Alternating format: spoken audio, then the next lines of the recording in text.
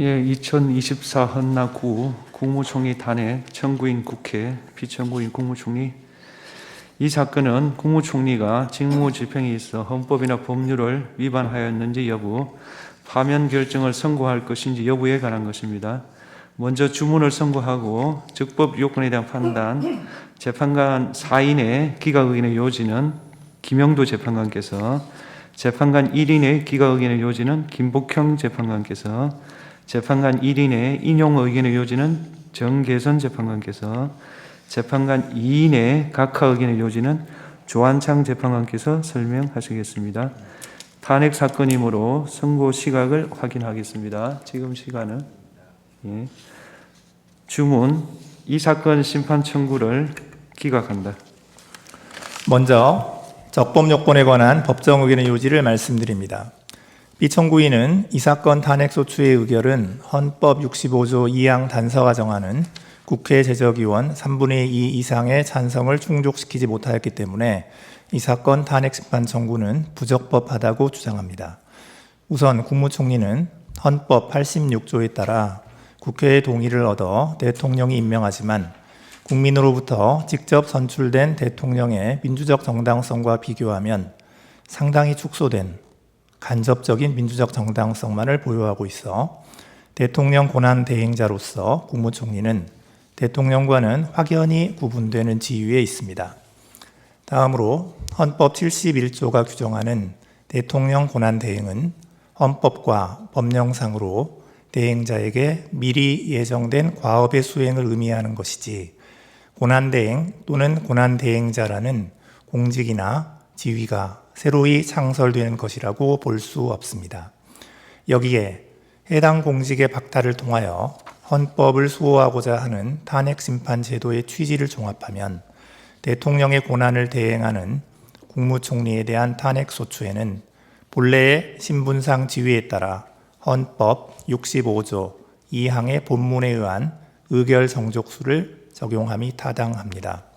이 사건 탄핵 소추는 국무총리에 대한 탄핵소추 의결 정족수인 국회 제적의원 과반수의 찬성으로 의결되어 적법하므로 비청구인의 주장은 이유 없습니다. 다음으로 본안에 관한 재판관 문영배, 재판관 이미선, 재판관 김영두, 재판관 정정미의 기각 의견 요지를 말씀드립니다. 우선 비청구인의 헌법 또는 법률 위반 여부를 소추 사유별로 살펴보겠습니다. 첫째, 특별검사 임명 법률안에 대한 제2요구권 행사 관련입니다. 대통령의 법률안 제2요구권 행사에 대한 폭넓은 판단 재량, 국무총리 및 국무회의의 헌법상 지위와 성격 등에 더하여 비청구인이 국무총리로서 대통령에게 법률안 제2요구권 행사를 적극적으로 종용, 권고하거나 대통령의 법률안 제2요구권 남용 행위를 조장, 방치하였음을 인정할 만한 증거나 객관적 자료는 찾을 수 없습니다. 따라서 비청구인이 헌법 7조, 40조, 49조, 86조 등을 위반하였다고 볼 수 없습니다. 둘째, 비상계엄 선포 및 내란 행위 관련입니다. 비청구인이 비상계엄 선포에 절차적 정당성을 부여하기 위하여 국무회의 소집을 건의하는 등의 적극적 행위를 하였거나 국회에 비상계엄 해제 요구 결의안 가결 이후 국무회의 소집을 건의하지 않았다는 등의 소추 관련 사실을 인정할 만한 증거나 객관적 자료는 찾을 수 없습니다. 따라서 비청구인이 헌법 7조, 86조, 국가공무원법 56조 등을 위반하였다고 볼 수 없습니다. 셋째, 공동국정운영 관련입니다. 비청구인이 발표한 담화문의 전체적 취지는 비상계엄 선포와 해제 이후에 민심 수습과 안정을 위하여 행정부와 여당은 서로 협력하여 최선을 다하겠다는 의지를 국민에게 피력한 것으로 해석됩니다. 여기서 더 나아가 행정부와 입법부 간 독립성의 원리에 의해 이루어지는 대통령제 정부 형태를 몰각하려는 의도까지 있었다고는 볼 수 없습니다. 이후 비청구인이 담화에 근거하여 여당 대표와 공동으로 국정을 운영하였다고 볼 만한 직접적 근거나 사례도 찾을 수 없습니다. 따라서 피청구인이 헌법 7조, 66조 4항, 74조 1항 등을 위반하였다고 볼 수 없습니다. 넷째, 특별검사 후보자 추천 의뢰 관련입니다. 피청구인이 대통령 권한대행으로 특별검사 후보자 추천을 의뢰하지 않은 실질적 기간은 약 10일 정도에 불과합니다. 추천위원회 구성이 헌법재판소에 계속 중인 권한쟁의 심판 사건에서 문제되는 특별검사 후보 추천위원회의 구성 및 운영 등에 관한 규칙에 근거하고 있어 추천위원회의 특별검사 후보 추천 의뢰의 적절성 및 그 영향을 검토할 시간이 필요하였던 사정이 엿보입니다. 피청구인이 특별검사 후보자 추천 의뢰를 하지 않음으로써 관련 수사의 지연을 초래하고 공범 도피나 증거인멸을 가능하게 하였다는 청구인의 주장을 뒷받침할 증거나 객관적 자료는 찾을 수 없습니다. 따라서 피청구인이 헌법 7조, 66조, 71조, 특검법 3조 1항, 국가공무원법 56조 등을 위반하였다고 볼 수 없습니다. 다섯째, 헌법재판관 임명 부작위 관련입니다.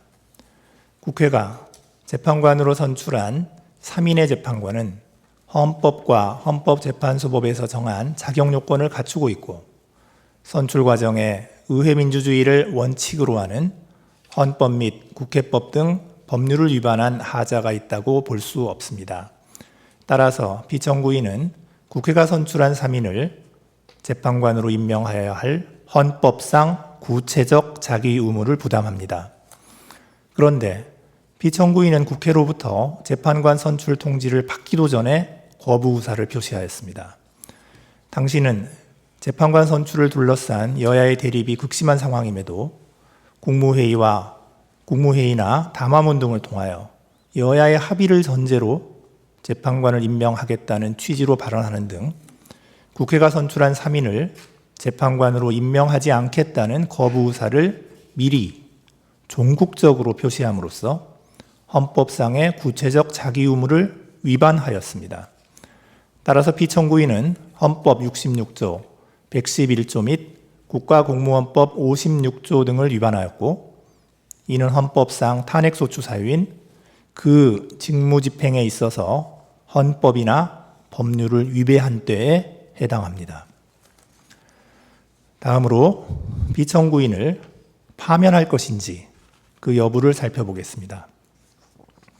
피청구인의 헌법재판관 임명 거부가 현직 대통령에 대한 탄핵심판을 진행 중인 헌법재판소를 무력화시키기 위한 목적 또는 의사에 기인하였다고까지 인정할 증거나 객관적 자료는 발견되지 아니합니다. 또한 당시 헌법재판관 임명을 둘러싼 정치적 갈등이 지속되던 와중에 현직 대통령에 대한 탄핵소추 의결로 피청구인의 대통령 권한대행으로서의 역할과 범위 등에 관한 논란이 계속되고 있었다는 점 등을 고려하면 피청구인이 헌법 및 법률 위반이 임명권자인 대통령을 통하여 간접적으로 부여된 국민의 신임을 배반한 경우에 해당한다고 단정할 수 없습니다. 따라서 피청구인에 대한 파면 결정을 정당화하는 사유가 존재한다고까지는 볼 수 없습니다. 이상입니다. 재판관 김복형의 기각 의견 요지를 말씀드리겠습니다. 저는 특별검사 임명 법률안에 대한 저희 요구권 행사, 비상계엄 선포 및 내란 행위, 공동국정 운영, 특별검사 후보자 추천 의뢰와 관련하여 피청구인의 헌법 또는 법률 위반을 인정할 수 없다는 재판관 문영배, 재판관 이미선, 재판관 김영두, 재판관 정정미의 기각 의견에 동의합니다. 다만 이 사건 소추 사실 중 피청구인의 헌법재판관 임명 부작위와 관련하여서도 피청구인의 헌법 또는 법률 위반을 인정할 수 없다고 생각합니다. 그 이유는 다음과 같습니다. 헌법재판관 임명권 행사에 있어 대통령의 자기 의무가 있더라도 국회 선출 재판관을 선출한 후 즉시 임명해야 할 의무가 있다고 보기는 어렵습니다.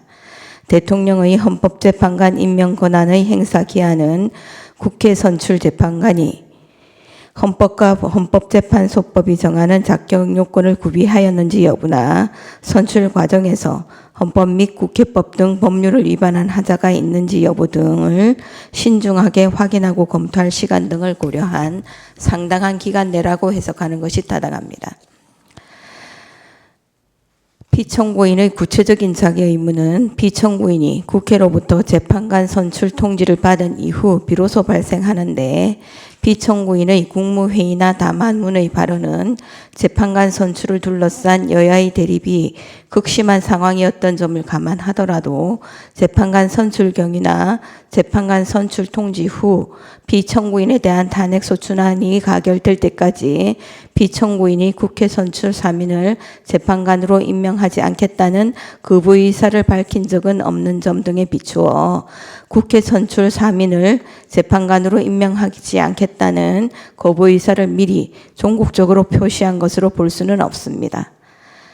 2024년 12월 26일 14시 56분경 국회에서 3인의 재판관에 대한 선출안이 가결된 후 대통령을 수신자로 하여 헌법재판관 선출을 통지한 다음 날인 2024년 12월 27일 16시 37분경 피청구인에 대한 탄핵소추안이 가결된 경위 등에 비추어 재판관의 자격요건 구비나 선출 과정에서의 헌법 및 국회법 등 위반 여부를 검토할 상당한 기간이 경과하였다고 단정하기 어렵습니다.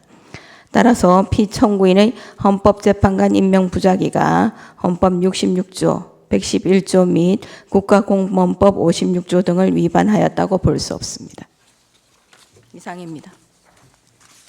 재판관 정계선의 인용의견 요지를 말씀드리겠습니다. 저는 특별검사 임명 법률안에 대한 제2요구권 행사, 비상계엄 선포 및 내란 행위, 공동 국정 운영과 관련하여 피청구인의 헌법 또는 법률 위반을 인정할 수 없지만 헌법재판관 임명 부작위와 관련하여 피청구인의 헌법 또는 법률 위반이 인정된다는 재판관 문형배, 재판관 이미선, 재판관 김형두, 재판관 정정미의 기각 의견에 동의합니다. 다만 특별검사 후보자 추천 의뢰와 관련하여서도 피청구인의 헌법 또는 법률 위반이 인정되고 피청구인의 헌법재판관 임명 부작위 및 특별검사 후보자 추천 의뢰와 관련된 헌법 또는 법률 위반의 정도가 피청구인의 파면을 정당화할 수 있을 정도로 중대하다고 생각합니다. 그 이유는 다음과 같습니다. 먼저 특별검사 후보자 추천 의뢰와 관련한 피청구인의 헌법 또는 법률 위반 여부를 살펴봅니다. 대통령의 특별검사 후보자 추천 의뢰는 특별검사 임명 절차의 첫 번째 단계로 특별검사 후보자 추천 의뢰를 지연하면 수사 대상 사건 발생 시 곧바로 특별검사를 임명하여 최대한 공정하고 효율적인 수사를 보장하기 위한 특검법의 제정 이유를 몰각시킬 우려가 있습니다. 그럼에도 피청구인은 대통령의 권한을 대행하기 시작한 때부터 피청구인에 대한 탄핵소추안이 의결되어 직무가 정지된 때까지 추천위원회에 특별검사 후보자 추천을 의뢰하지 않았습니다.